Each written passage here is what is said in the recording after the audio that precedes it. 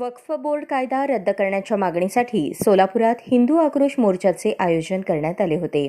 या मोर्चाचे नेतृत्व तेलंगणाचे आमदार टी राजा सिंग तसेच भारतीय जनता पार्टीचे आमदार नितेश राणे यांनी केले. या मोर्चात भारतीय जनता पार्टीचे ज्येष्ठ आमदार विजयकुमार देशमुख, भाजपचे शहराध्यक्ष नरेंद्र काळे यांच्यासह भाजपचे कार्यकर्ते, हजारो हिंदू बांधव सहभागी झाले होते.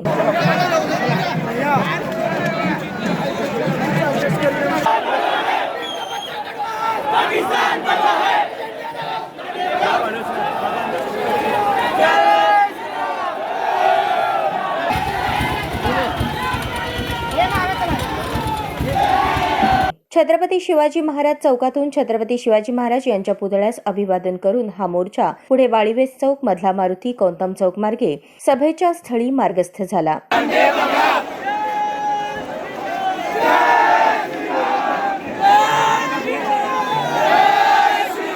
मधला मारुती ते कौंतम चौक दरम्यान मधल्या वाटेत आल्यानंतर काही दुकानांवर मोर्चात सहभागी झालेल्या काही युवकांनी हुल्लडबाजी करत दगडफेक केल्याची घटना समोर आली. त्यामुळे गोंधळ उडाला होता. ताबडतोब बंदोबस्ताला असलेल्या पोलिसांनी मोर्चा सभास्थळी पुढे गेल्यानंतर परिस्थिती नियंत्रणात आणल्याचे पाहावयास मिळाले. घटनेनंतर रात्री उशिरापर्यंत मधला मारुती, कौंतम चौक परिसरात मोठा पोलिसांचा बंदोबस्त लावण्यात आला होता.